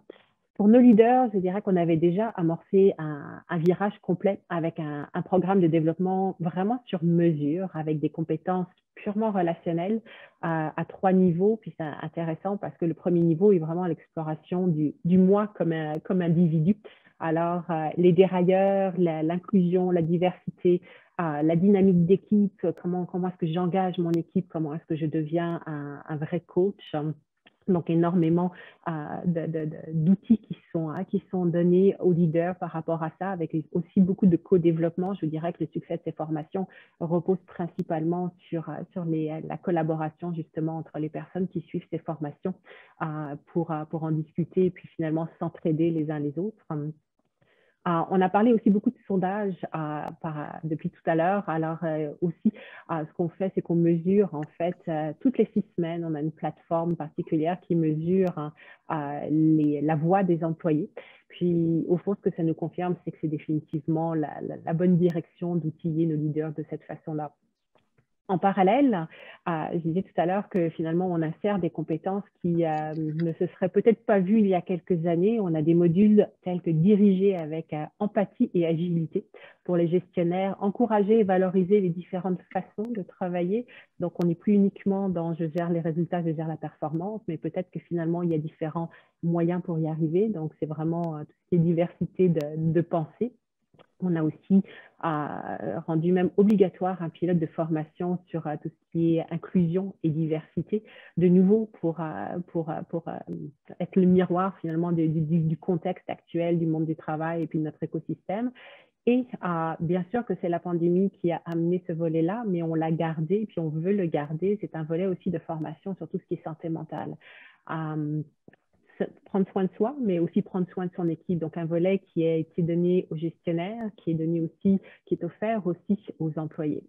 Je vous dirais que pour justement aider nos employés à se développer dans tout ça, je vous ai mentionné tout à l'heure, on renouvelle notre offre sur une base trimestrielle. On veut être certain de s'adapter à ce contexte. Puis, on a des modules aujourd'hui tels que bâtir la collaboration. Pourquoi? Parce que demain matin, on va se retrouver dans un mode où effectivement une partie de nos équipes seront à l'extérieur du bureau, d'autres seront au bureau. Comment est-ce que finalement on continue de collaborer? Comment on s'assure de ne pas exclure les personnes qui ne sont pas dans une salle de conférence autour de nous? Alors, ça va être très important que bien au-delà de nos gestionnaires, les employés puissent avoir quelques petits trucs pour ça. Je dirais que d'un point de vue aussi très pratico-pratique, on a régulièrement des capsules de notre équipe de TI qui mettent en avant les dernières améliorations d'une application ou comment est-ce qu'on peut simplement contribuer à une présentation en ligne réussie. Donc, plusieurs astuces qui ont pas mal de succès avec nos employés. Je terminerai avec tout ce qui est diversité et inclusion. Je l'ai un petit peu mentionné tout à l'heure. On ne peut plus fonctionner en ignorant les débats de société. Alors, au-delà des programmes plus formels pour tout ce qui est développement de nos employés, on a eu aussi l'opportunité de mettre en avant des conférenciers sur des sujets différents, des panels de conversation. Puis je vous dirais que ce qui attire le plus nos employés aujourd'hui, c'est une série qui s'appelle « Nous sommes PSP », où ce sont nos employés qui finalement sont complètement sous les projecteurs, qui parlent de leurs défis avec leur humilité, leur vulnérabilité. Et ce dont on se rend compte aujourd'hui, c'est que c'est un extraordinaire forum aussi d'apprentissage collectif, avec des choses auxquelles les employés peuvent vraiment se référer, avec qui ça résonne complètement. Donc, une autre façon finalement d'aller chercher des apprentissages et qui est assez puissante. L'initiative, effectivement. Puis la bonne nouvelle, c'est qu'un des défis qu'on avait avant la pandémie, c'était de développer les compétences numériques dans nos organisations. Oui. On peut dire qu'on a fait un bond en avant, encore une fois. Oui. Martin, est-ce que tu veux compléter? Je peux, mais qu'ajouter de plus? On travaille à tout cela aussi. C'est fascinant de voir à quel point on partage des défis et même des solutions. Moi, je me trouve très chanceux chez Beneva parce c'est arrivé à ce moment-ci. C'est arrivé à ce moment-ci où on bâtissait cette nouvelle entreprise-là, puis on a réfléchi à notre culture cible, puis après, on réfléchit à nos comportements d'employés entre nous, nos comportements d'employés envers nos projets, nos clients, nos façons de faire, ce monde-là qui est en train d'évoluer. Je suis content de ne pas l'avoir fait il y a 3 ans, mais de pouvoir le faire aujourd'hui. Alors, on le bâtit une fois, puis fort des expériences qu'on est en train qu'on a depuis 18-19 mois là, avec la pandémie. Il y a des éléments qu'on a appris qui vont nous servir dans l'avenir, notamment au début de la pandémie. On a mis vite en place des capsules de formation pour nos gestionnaires pour qu'on soit en mesure de passer de « je gère en présentiel » à « je gère à distance ». Je gère avec les membres de la famille qui sont au bureau au travers de nous. On a adapté nos façons de communiquer, on a adapté nos façons on a même donné de la formation à un moment donné au début de la pandémie sur télétravailler avec ses enfants à la maison. Là. Tu sais, ça vous donne une idée du genre d'élément. Celle-là, peut-être qu'on n'aura pas besoin de la retenir pour l'avenir, ou à partir de 4 heures, ou à partir de 4 heures, ou à partir de 16 heures quand l'école finit. Il y aura peut-être un module à cet égard-là dans notre belle bienveillance. Mais ceci dit, on a appris, puis là, on est en train encore de capitaliser sur les éléments qu'on a appris depuis le début de la pandémie. Il y a des bonnes choses, il y a des moins bonnes choses qu'on a faites. Mais généralement, j'en ai parlé tout à l'heure, préparer les gens pour la transformation numérique, ça va être essentiel. On a parlé beaucoup de diversité, équité et inclusion. C'est un thème qui revient à chaque jour dans nos conversations. Puis il faut le parsemer. Ce n'est pas, on a pris la décision de ne pas le voir comme un module à part, mais plutôt comme un élément qui allait être inclus à l'intérieur de tous nos programmes de développement parce que ça fait partie des comportements qu'on va vouloir voir adoptés chez Beneva. Donc, c'est ça. Je vous dirais que tout cela, puis on est bien chanceux parce que c'est à ce moment-ci qu'on est en train de développer l'écosystème culturel puis le développement des talents de notre organisation. Et que ce n'est pas seulement lié à comment on va interagir, mais avec quel outil. On a la chance, on est en train de revoir tous nos outils de travail, les systèmes informatiques de gestion de ressources humaines, de gestion d'assurance collective, etc. Donc, ça nous permet de préparer l'ensemble de l'offre de formation puis de développement pour faire en sorte que nos gens, dans ce contexte de pénurie de main-d'œuvre-là, vont voir que oui, on s'occupe bien de nos compétences, on s'assure de les faire monter et elles seront pertinentes à l'entreprise. J'allais dire qu'on devient, mais à laquelle on aspire de devenir. Ça serait ma réponse. Tu as beaucoup parlé d'apprentissage des derniers 18 mois, finalement. Mm-hmm. Je crois, Lydia, que c'était justement la question qu'on voulait poser à nos panélistes. Oui, tout à fait. Donc, on arrive vers la dernière question. Donc, n'hésitez pas aussi, ceux qui sont en ligne, là, donc les participants, là, ça va être le moment d'inscrire vos questions pour qu'on puisse y répondre là, avec nos invités. Donc, effectivement, la dernière question pour vous.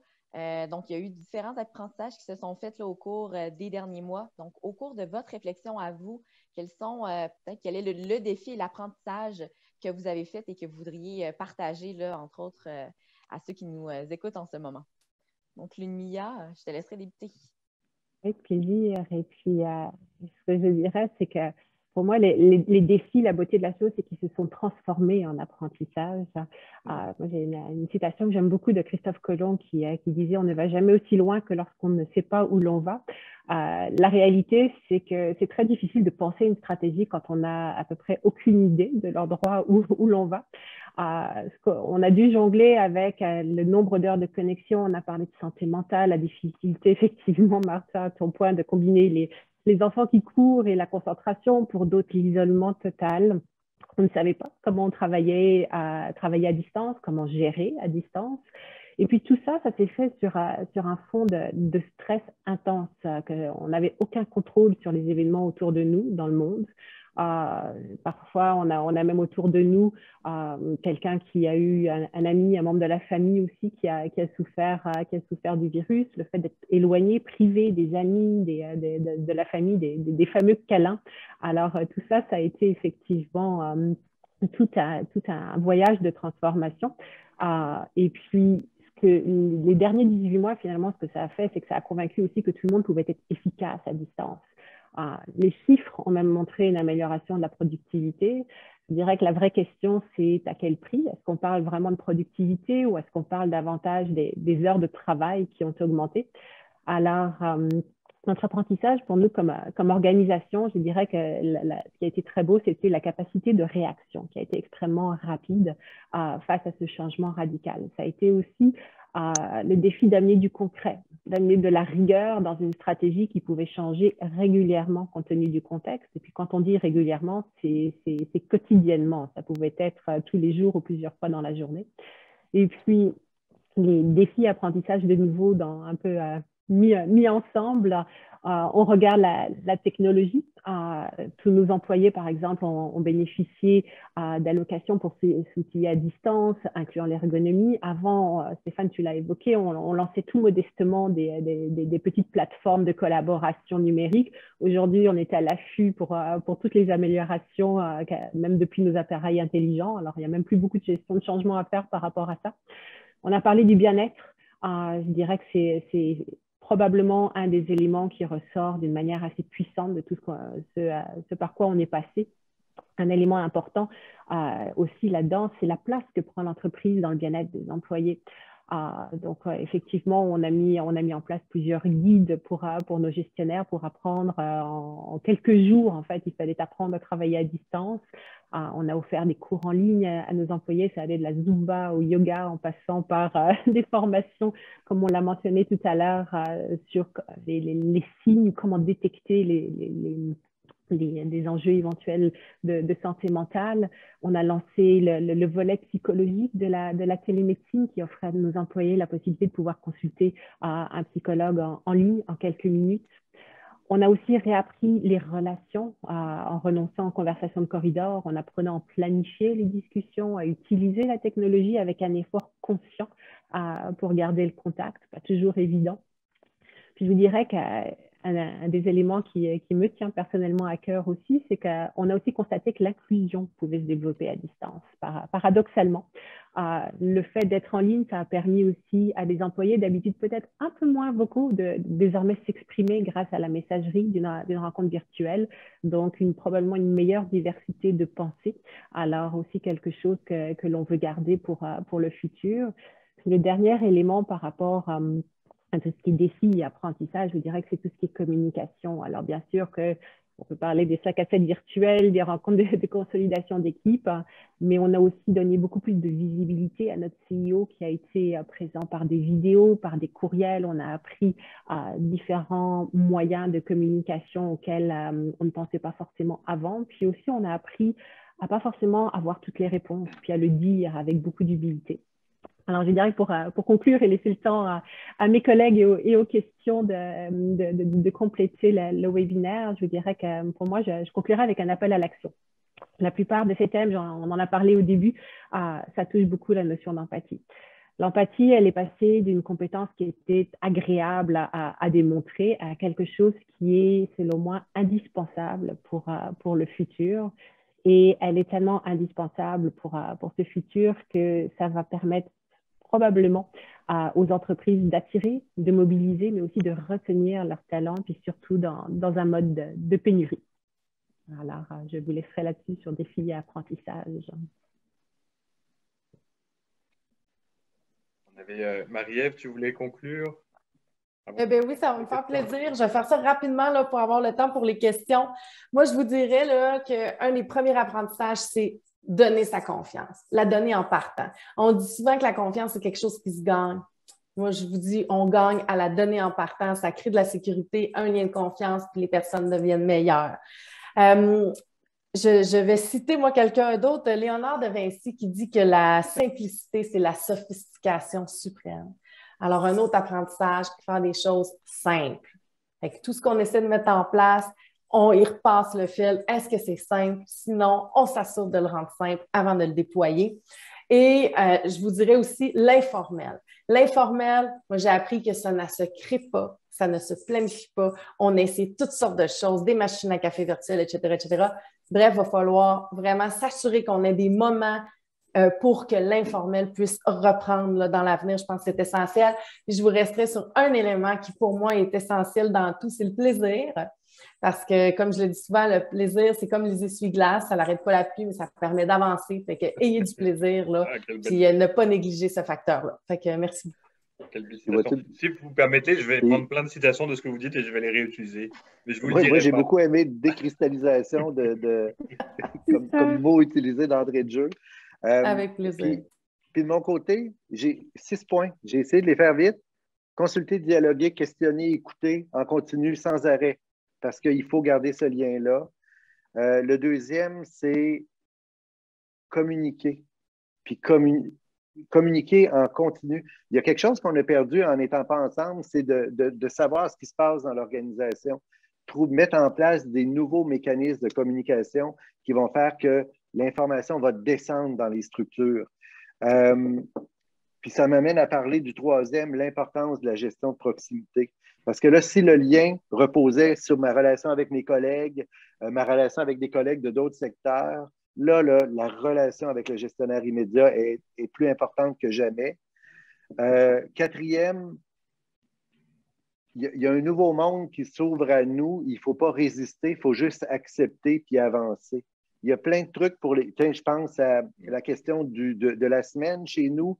On a plein d'employés qui nous disent, puis à 5000, là, ça va vite. Il y a plein d'employés qui nous disent, moi, je vais aller travailler 2 mois en France ou 2 mois aux États-Unis. Je vais prolonger mes vacances. Oups, on n'a jamais fait ça. Pour nous autres, travailler au bureau, c'était travailler au bureau à Sainte-Foy. Est-ce que c'est possible? C'est quoi le contexte légal? Qu'est-ce qu'on est capable de permettre, etc.? Puis d'accepter que ces questions-là, il faut se les poser, puis il faut se les poser rapidement. Donc, rester ouvert. Accepter le projet pilote. Je pense qu'on s'en va en projet pilote pour 3 ans. Fait qu'accepter qu'on va être dans un mode où ça va changer, puis on va prendre des décisions, puis on va se tromper, puis on va avoir le droit de recommencer. Puis créer ce cadre-là avec l'ensemble de nos employés. Puis le dernier, tu viens d'en parler, créer des opportunités de rencontre. Il y a du monde qu'on n'a pas vu depuis. Tu sais, qu'on voit dans une réunion, dans un petit carré, mais qu'on ne croise pas. Ces opportunités de rencontre-là, c'est de là qu'émane puis qu'émerge la créativité. C'est cette rencontre-là entre quelqu'un des ressources humaines puis du marketing qui fait en sorte qu'on va créer quelque chose de spécial pour la marque employeur de notre organisation, mais elle ne peut pas avoir lieu parce qu'il n'y a aucune raison de se rencontrer, ces gens-là, s'ils ne se rencontrent pas par hasard. Il a parlé, Martin, d'ailleurs, de l'étincelle quand on entrechoque deux personnes qui n'ont rien à voir ensemble, en fait, a priori. C'est ça. Et parfois, ça crée, en tout cas, quand on crée des éléments qui ont beaucoup de valeur, puis j'oserais en rajouter un 7e, puis tu sais, je vais l'exprimer comme il me vient en tête, là, mais c'est la notion du bateau de pirate, là. Tu sais, ça fait des centaines et des centaines d'années que les pirates se retrouvent sur le bateau de pirate avec le drapeau de pirate pour faire ce qu'ils ont à faire. Mais on se regroupe ensemble dans le même bateau depuis des centaines d'années. C'est comme ça que le mode du travail est organisé. Comment on est capable de recréer ça avec des gens qui sont à distance? C'est une des choses qu'on a essayé chez nous, puis ça a marché. En tout cas, moi, ça me fait tout le temps plaisir.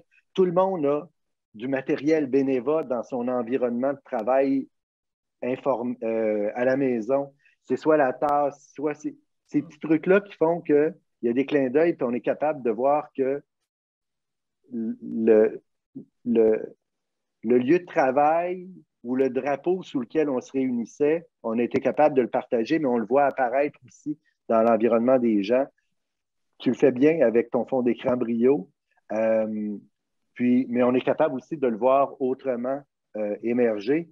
Puis ça a l'air matériel, mais il y a quelque chose on est dans la même équipe, on est dans le même bateau.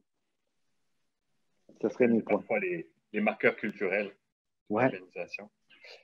Alors, on serait rendu à la période des questions et j'aurais envie de te l'envoyer à toi, Marie-Ève, la question qu'on avait dans notre backlog. Monsieur Tremblay. Monsieur Tremblay. Parfait, oui. Comment gérez-vous l'équité? L'équité avec les personnes essentielles et les autres. Ben, d'abord, il faut savoir c'est quoi l'équité. Hein? L'équité, c'est pas l'égalité. C'est pas la même chose pour tout le monde. Puis moi, je pense que c'est là vraiment la clé. Pour s'assurer d'avoir l'équité, il faut donner une panoplie d'outils à nos gestionnaires qui va être en mesure de faire une reconnaissance personnalisée. Fait que moi, c'est comme ça, en tout cas, là, chez Fonds d'Action, là, qu'on réussit à maintenir une équité. C'est qu'on se dit, oui, on a nos principes directeurs, on a nos 4 piliers, nos 4 P. Là. On dit qu'on va être axé sur les personnes, être positif, précurseur, performant. Mais ceci étant dit, on a donné des fiches de reconnaissance aux gestionnaires puis c'est pas très exhaustif, mais c'est quand même une longue liste de toutes sortes de choses qui peuvent être faites. Et c'est vraiment d'y aller avec de la personnalisation parce que l'égalité pour tout le monde, on n'y arrivera pas, surtout avec la flexibilité qu'on veut. Mais comment on garde cette équité-là? C'est en donnant de la flexibilité aux gestionnaires d'adapter une forme de reconnaissance qui est personnalisée avec chacun. Ça, je dirais que c'est pour répondre à M. Tremblay. Puis je peux enchaîner à répondre à M. Bouchard, si vous voulez, c'est bon. Tu as le micro. Alors, M. Bouchard nous demandait, là, les équipes RH qui sont au cœur de ces changements-là, on disait être bonifiées, tout ça.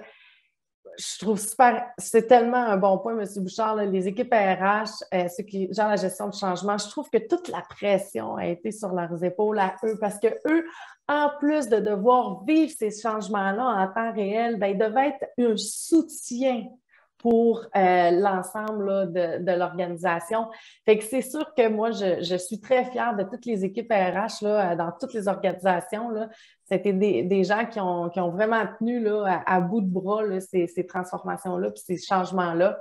Est-ce que, dans notre cas, est-ce qu'elles ont été bonifiées? L'organisation du travail a été revue. On a une nouvelle directrice ressources humaines là, qui a fait un job extraordinaire de tout revoir, le mode de travail, comment on va retravailler ensemble, comment on va passer historiquement plus de preneurs de commandes à partenaires stratégiques. Là. Fait que oui, là, ça a été là, quelque chose là, pour les équipes. Puis j'en profite parce que je sais que dans votre audience, il y a beaucoup de gens d'RH, puis j'en profite à toutes vous féliciter parce que je suis convaincue que si vous êtes ici, c'est parce que vous avez à cœur justement encore de mieux soutenir vos organisations. Là, puis vraiment, bravo. Là, le monde du travail a vraiment besoin de vous. Là, fait que merci de votre engagement. La participation puis la générosité dont vous faites preuve aujourd'hui est aussi un témoignage, je trouve, de ce qu'on a observé de la part de la communauté RH. Il y a eu vraiment cette générosité, cette solidarité, alors que vous pourriez être vus comme des concurrents talents, hein, et au contraire, il y a beaucoup d'échanges de bonnes pratiques qu'on voit. Est-ce que quelqu'un, Ludmila ou Martin, vous aviez envie de réagir ou de compléter la réponse aux deux questions? Ben, vas-y. Bon. Je vais être brève. Au fond, Stéphane, tu l'as un petit peu mentionné, effectivement, en parlant du réseau qui s'est créé. Moi, j'ai envie de dire et de penser que dans la diversité, souvent, on crée des liens qui sont très, très forts. Et effectivement, au lieu de se regarder comme concurrents, je pense que les différentes entreprises, on a su saisir cette opportunité de se parler, de comprendre, de s'entraider. La pandémie a révélé parfois le pire, mais souvent le meilleur aussi chez les individus et les entreprises. Et puis ça, pour moi, c'est vraiment le meilleur. C'est ce co-apprentissage, c'est de plus opérer seul dans son écosystème et puis de profiter effectivement de tout ça. Puis, pour conclure sur la place RH, je pense qu'effectivement, j'aime beaucoup la manière dont Marie-Ève a rendu hommage à toutes les équipes. Je pense que ce qu'on a beaucoup oublié aussi, puis si on le regarde avec un aspect changement, c'est que ces équipes-là ont vécu elles-mêmes leur propre cycle, leur propre changement, cette propre transformation. Comme on le disait tout à l'heure, il y avait un environnement dans lequel on opérait et c'était impossible de ne pas être affecté d'une manière ou d'une autre. Alors effectivement, chapeau à toutes les équipes pour avoir été capable de vivre ses propres courbes et puis en même temps d'aider les employés, les gestionnaires à en faire autant, les comités de direction. Mais important de dire que c'était, oui, les employés et les comités de direction. Ça s'est fait à tous les niveaux de l'entreprise. Je pense que ça, c'est un autre élément aussi qui est fondamental à garder. Martin, le mot de la fin? Je pense qu'elles vont bien, les équipes RH. Je pense qu'elles sont un peu fatiguées, mais je pense qu'elles vont bien. Je pense qu'elles ont toutes les raisons d'être fières, d'avoir été en mesure de jouer ce rôle essentiel à la survie même de bien de nos organisations au fil de la dernière année. Si nos entreprises ont passé au travers, c'est beaucoup à cause de la créativité, de la solidarité et de tout ce que les gens de RH ont été en mesure de mettre en place dans les entreprises. Fait que ça et je pense qu'elles ont été à la hauteur et on reconnaît dans les organisations qu'elles ont été à la hauteur. Alors, ne perdons pas cela. Ce serait le premier élément. Puis, à la deuxième partie de la question, Mme Bouchard nous dit comment ont été bonifiées dans vos entreprises respectives et comment se sont-elles adaptées. Moi, je pense qu'une des compétences que nos gens de RH ont été chercher cette année, c'est la capacité de travailler en mode projet. Souvent, les gens de RH, puis j'en ai côtoyé quelques-uns depuis une trentaine d'années, là, on fait des choses, puis on fait des projets, mais on les organise au fur et à mesure qu'on avance, puis on réussit à créer des choses intéressantes, Et là, ça nous a forcé à nous organiser, à nous inspirer des méthodes de travail agile, de la façon dont on gère des grands projets de construction, des grands projets de technologie et d'amener cette espèce de rigueur, de charge de projet. Chez nous, c'est comme ça qu'on les a aidés. On leur a donné des chargés de projet, on les a aidés à encadrer. Donc, on va valoriser votre capacité à être créatif, à bâtir ou à nous proposer un environnement, mais on va aussi vous accompagner en mode projet pour les éléments d'envergure et transformationnels que vous êtes en train de porter. Fait que ça a été aussi une belle grande compétence que je pense que plusieurs de nos collègues RH ont acquise ou ont énormément consolidé au fil de la dernière année. Vraiment, oui.